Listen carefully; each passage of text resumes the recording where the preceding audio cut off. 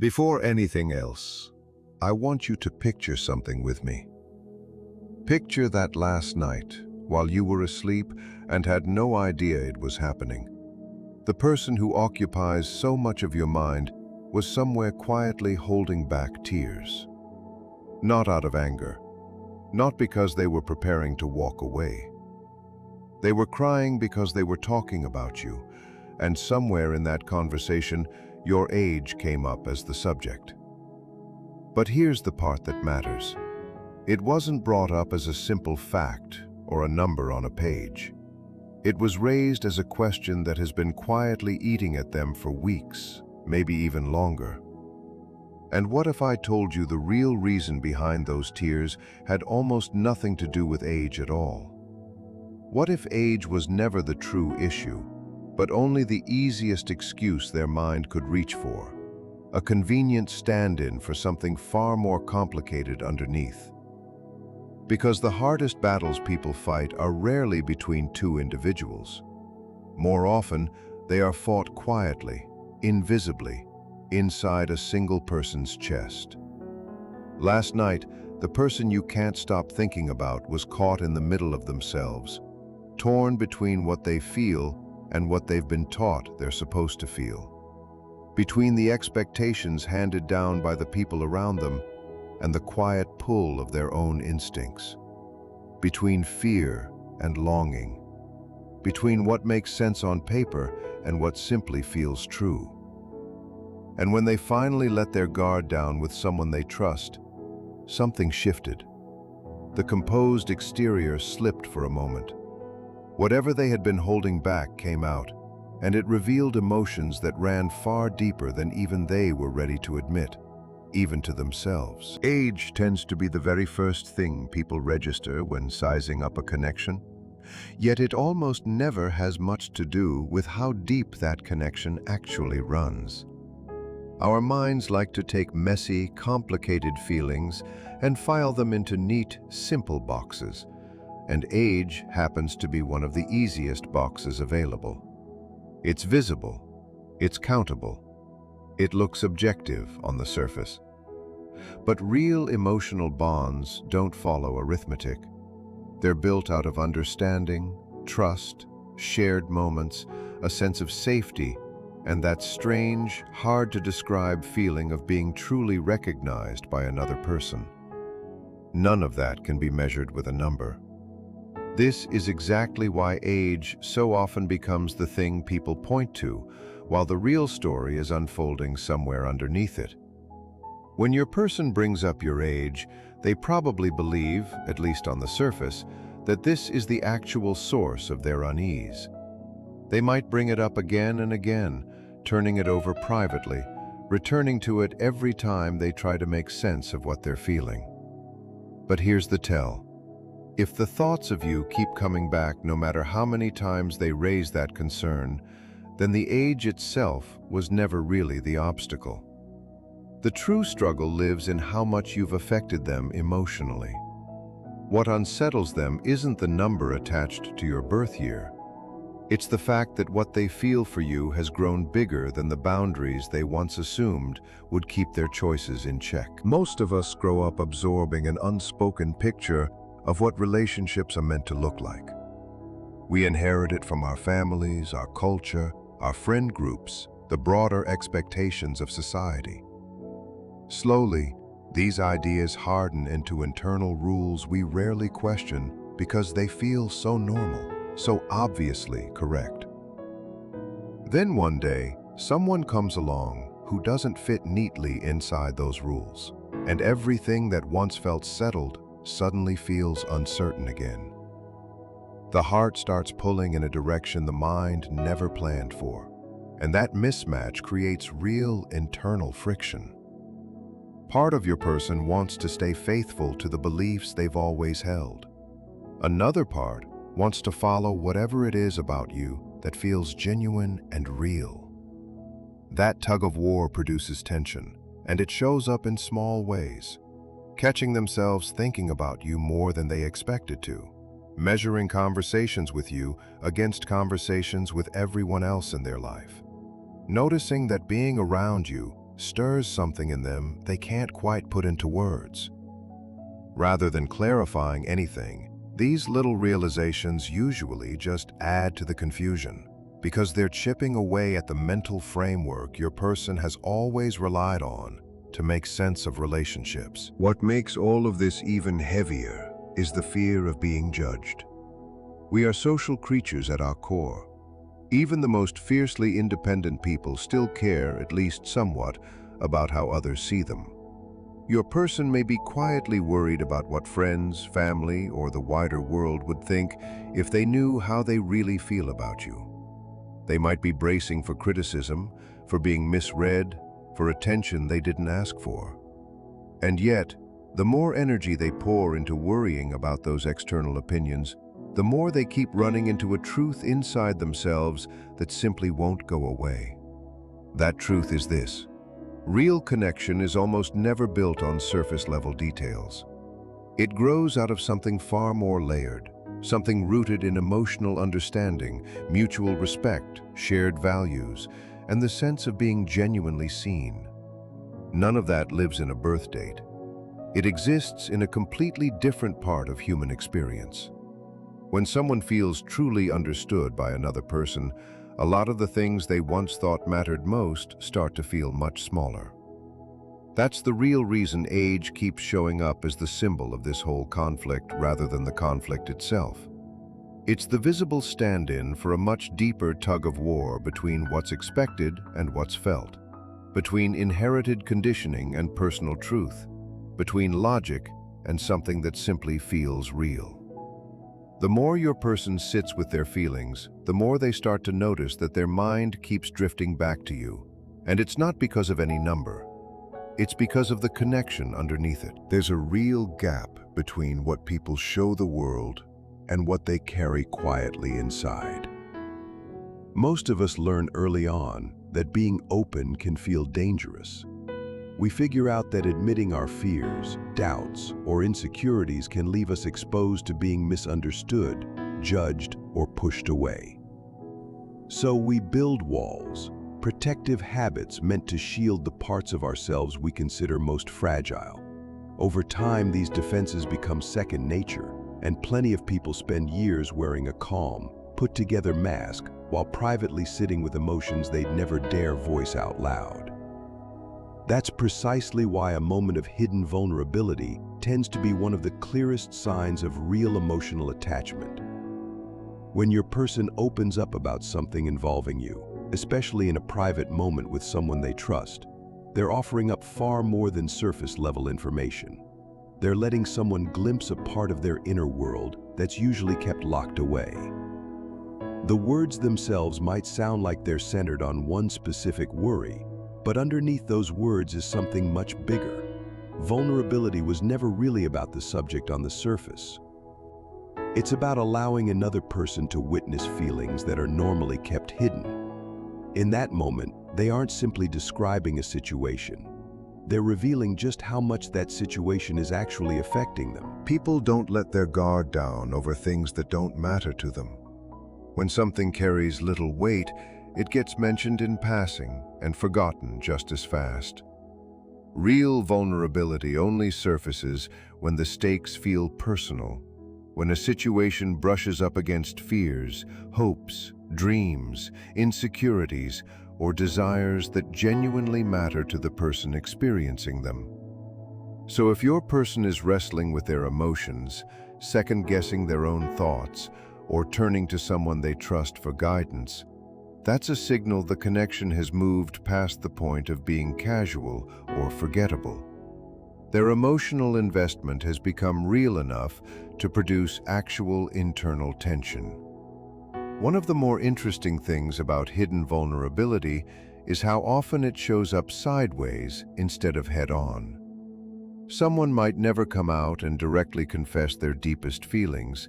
Instead, they'll fixate on practical worries or surface-level questions that seem perfectly logical on their own. But those surface concerns frequently act as a doorway into something much more emotional underneath. What they're really wrestling with is uncertainty about how to handle feelings that have gotten harder and harder to push aside. The visible worry becomes a mirror, reflecting an invisible internal struggle. This whole process can be disorienting even for the person living through it. A lot of people are used to leaning on logic to guide their decisions. They like certainty, structure, clear-cut answers. Vulnerability throws all of that off balance. Emotions bring ambiguity into the picture, and suddenly, a person can feel excitement and fear at once, hope tangled up with doubt, confidence sitting right next to insecurity. That mix can leave someone searching for answers that logic simply isn't equipped to hand over. And the deeper the connection becomes, the more intense this inner conflict tends to feel. There's also something telling about the fact that vulnerability reveals trust. Nobody exposes their emotional struggles to just anyone. People are selective, deliberate even, about who gets to witness their uncertainty. So when your person opens up to a friend about something tied to you, that act itself says something important. Keeping up appearances stopped being enough. They felt compelled to share what they'd been carrying inside because the emotional weight had become too much to hold alone. At its heart, vulnerability signals that someone's defenses are starting to loosen. The walls that once guarded their heart are developing small cracks that authentic feeling can slip through. These moments are almost never comfortable. They tend to bring confusion, self-reflection, and emotional discomfort along with them. But they're also honest moments. Behind every fear someone finally names, there's something valuable enough to have created that fear in the first place.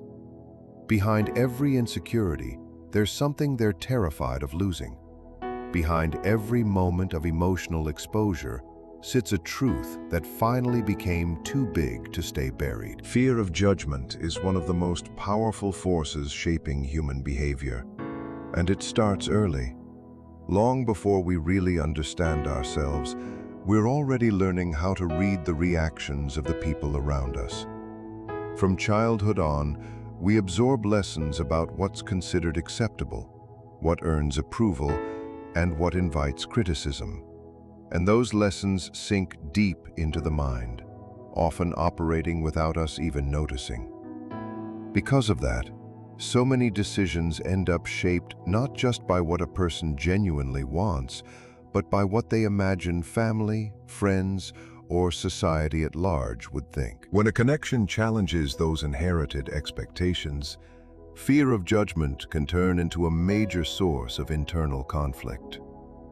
Your person might find themselves stuck between what they honestly feel and what they assume other people would think if they knew. That gap can be exhausting because it creates two competing versions of reality. In one, there's the genuine emotional pull they feel whenever you cross their mind. In the other, there are imagined conversations, anticipated criticism, and social pressure urging caution. The heart leans toward connection, while the mind keeps trying to predict every possible consequence. This tug-of-war tends to intensify the deeper and more meaningful the feelings become. And this fear rarely stays confined to a single opinion from a single person. Usually it represents something much bigger. People are wired to want belonging. They want to feel accepted within the relationships and communities that matter most to them. So when someone worries about being judged, they're often really worrying about losing that sense of acceptance, about disappointing people they love, being misunderstood by friends, or drawing attention they never wanted.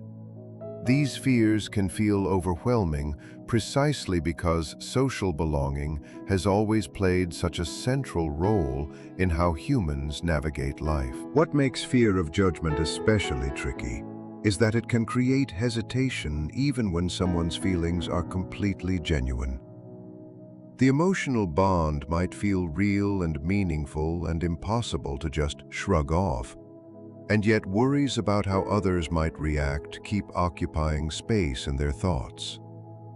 They may run through different scenarios in their head over and over, imagining how people would respond if they were honest about what they feel. Some of those imagined reactions may never actually happen, but the mind often treats them as though they're already real, and that alone is enough to stir up anxiety long before any actual judgment ever occurs. In plenty of cases, the harshest judgment isn't coming from other people at all. It's coming from within. Over time, the expectations we absorb from the world around us get internalized, turning into an inner voice that's constantly evaluating our own thoughts, feelings, and choices. Your person may have picked up certain beliefs somewhere along the way about how relationships are supposed to unfold or what circumstances count as acceptable. When their feelings for you push against those beliefs, they might start judging themselves before anyone else even has the chance to. That kind of internal criticism can actually cut deeper than anything anyone else could say, simply because it follows them everywhere, all the time. Fear of judgment also tends to push people toward seeking reassurance. Someone might reach out to a trusted friend not because they're actually hunting for advice, but because they want help making sense of what they're feeling. They may be hoping for confirmation that they're not making some huge mistake, or that their emotions are valid and reasonable. Conversations like that often reveal just how much the situation is genuinely affecting them. Because if the connection didn't matter, they wouldn't feel this pull to talk it through again and again, or ask other people for guidance. The very act of looking for reassurance is itself proof of emotional investment. There's another layer to this too. Fear of judgment often disguises itself as pure logic.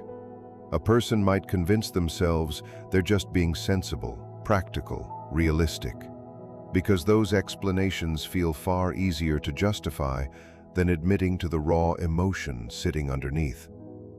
But when the connection keeps resurfacing in their mind, no matter how hard they try to explain it away with logic, they start to realize something deeper is happening. The emotional truth stays exactly where it is, no matter how many rational arguments get stacked up against it. Eventually, your person may come to understand that other people's opinions can't fully dictate what feels meaningful in their own life. External approval might offer a bit of temporary comfort, but true emotional fulfillment only comes from honoring what feels genuinely true to them. The real challenge isn't just pushing past judgment from others. It's finding the courage to trust their own experience, even when it clashes with expectations they've carried for years. Deep emotional attachment almost never arrives in one sudden burst. It builds slowly, quietly, often without a person even noticing how much their feelings have grown, until some particular moment forces them to face it head-on. What might start as simple curiosity or mild appreciation can gradually shift into something far more significant. Thoughts show up more often. Emotional reactions grow stronger. The other person's presence starts carrying a weight that's hard to fully explain. That's the nature of deep attachment. It moves past surface-level attraction and settles into a place where someone else's existence begins shaping your inner world in real, meaningful ways. When your person finds themselves emotionally overwhelmed just thinking about you, that's usually a sign their feelings have gone well beyond ordinary interest. Plain attraction tends to be simpler.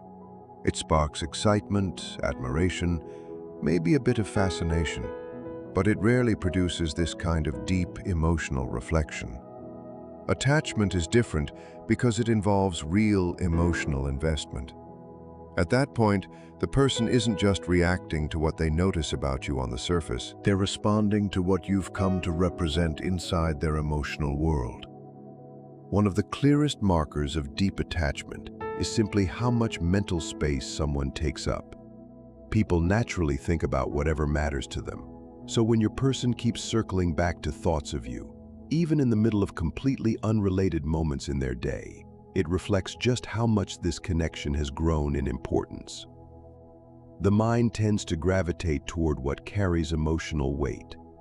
Memories become sharper, conversations get replayed, small details stick with unusual clarity, all because the bond has settled itself deep into their awareness. As attachment deepens, a person's emotional state becomes more and more tied to the other person involved.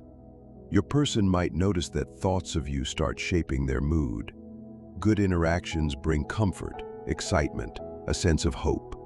Stretches of distance might bring longing, uncertainty, even sadness.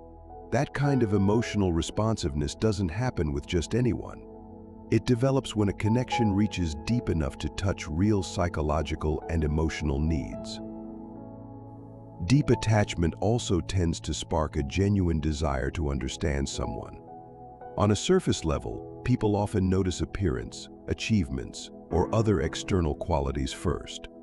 But as emotional attachment grows stronger, the focus shifts toward understanding the person underneath those outer layers. Your person may find themselves wanting to know your thoughts, your history, your fears, your dreams, all the parts of you that aren't obvious to everyone else. That curiosity shows up because deep attachment craves real connection, not just casual observation. Another key piece of this is emotional vulnerability. The stronger someone's feelings grow, the more they risk being affected by however the connection turns out. That can feel unsettling, because vulnerability means giving up a degree of emotional control.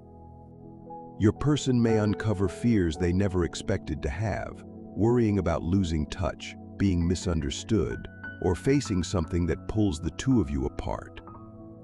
These worries surface because the connection has become valuable enough to influence their own sense of emotional security. What often catches people off guard is how much attachment can reshuffle their priorities. Things that once felt important can start to matter less compared to the emotional experience of connecting with someone who genuinely matters to them. Your person may notice themselves evaluating situations differently simply because your presence has shifted their perspective. Decisions might start factoring you in. Future plans might start including you without them even realizing it happened intentionally. These shifts tend to unfold naturally once emotional attachment becomes woven into someone's inner life. Perhaps the most powerful thing about deep emotional attachment is that logic alone can't dissolve it. A person can try to analyze their feelings, question them, even resist them outright, and the emotional connection still keeps showing up. That's because attachment isn't something built purely through conscious decision-making. It grows out of repeated emotional experiences that create a real sense of meaning, comfort, and significance over time, until eventually, those experiences become part of the emotional fabric of a person's everyday life, making the bond feel harder and harder to ignore. Inner conflict ranks among the most intense emotional experiences a person can go through, because it puts two opposing forces inside the very same mind. Instead of fighting against something external, the person ends up divided against themselves. One part pulls toward one direction, while another part pulls somewhere else entirely. And that friction can linger for days, weeks, sometimes months. When your person wrestles with inner conflict over you, it's a sign their feelings have grown significant enough to challenge beliefs, expectations, or fears they've carried for a long time. The human mind naturally craves consistency. We want our thoughts, emotions, and actions lined up with one another, because when they are, life feels stable and predictable. Inner conflict shows up precisely when that alignment breaks down. Your person might feel one thing emotionally while believing something completely different on an intellectual level. Their heart may be pulling them toward a connection that feels meaningful, while their logical mind tries to weigh risks, consequences, and every possible uncertainty. That clash between emotion and reason produces a psychological struggle that's genuinely hard to shake. What makes inner conflict so powerful is that both sides of it often feel legitimate. The emotional side speaks through feeling, intuition, longing, personal truth. It reminds your person of the connection they feel, the moments they treasure, the impact you've had on their life. The logical side speaks through caution, analysis, social expectations, and practical concerns, asking hard questions and demanding clear answers. Because both voices seem to carry weight, a person can end up feeling stuck between them, unable to fully commit to either one. Your person may spend a lot of time replaying situations in their head, going over conversations more than once, searching for clarity, imagining different possible futures, and weighing how each one might affect them. That mental activity is often their way of trying to work through the conflict internally. But the more emotionally significant the connection becomes, the harder it gets to land on a simple answer, because feelings rarely follow the tidy patterns that logic prefers. Another mark of inner conflict is emotional back and forth. Your person might feel completely sure of their feelings one day and full of doubt the next. They might swing between moments of hope and moments of hesitation. That inconsistency doesn't necessarily mean the emotion isn't real. Often it just reflects the ongoing tug-of-war between two competing internal forces, one gaining ground temporarily before the other pushes back. This cycle tends to continue until the person develops a clearer sense of what actually matters most to them. Fear usually plays a big role in this process. The logical mind tends to focus on potential problems because its main job is protection, trying to head off disappointment, embarrassment, rejection, or emotional pain. That protective instinct can be useful, but it can also throw up barriers when it's applied too rigidly. Your person may find themselves questioning the connection not because it lacks meaning, but because its meaning is exactly what makes the idea of losing it feel so threatening.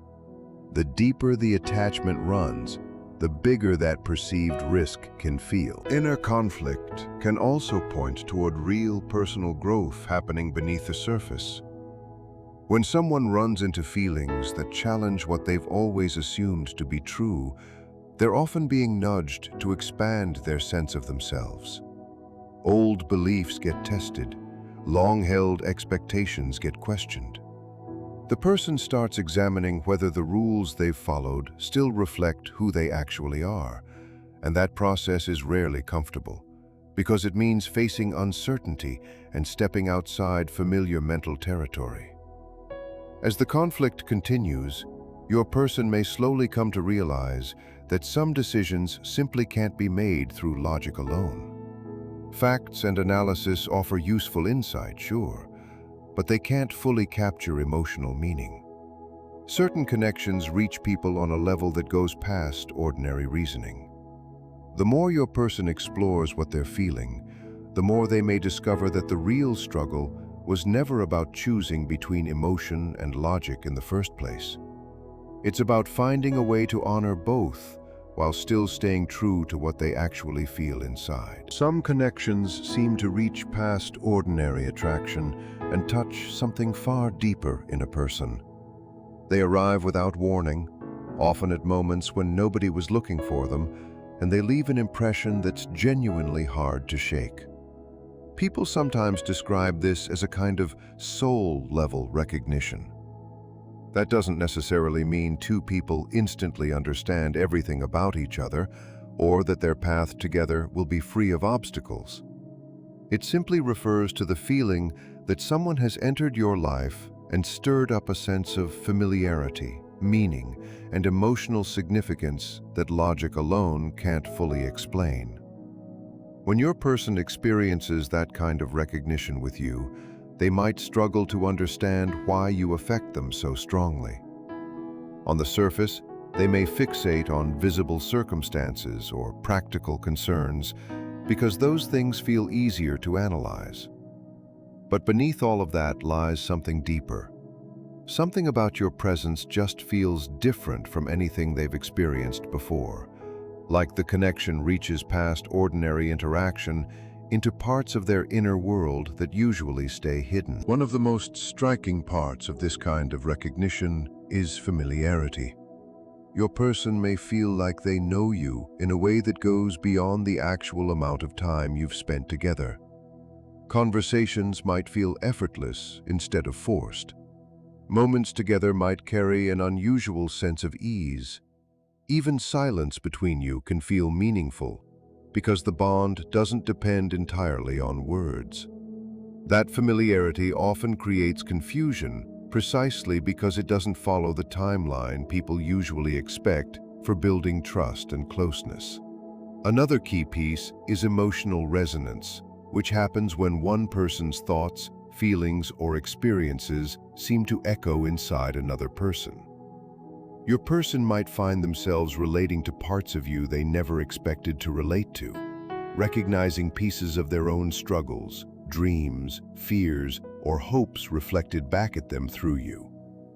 That recognition creates a powerful sense of connection because it lets them feel understood on a deeper level than usual.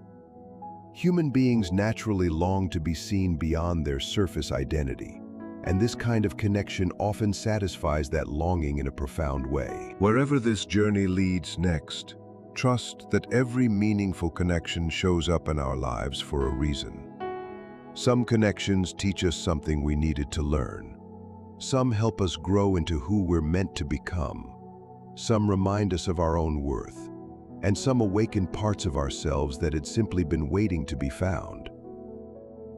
If any of this resonated with you, let it be a nudge to trust your own inner wisdom, to stay patient with life's timing, and to remain open to whatever the future has in store.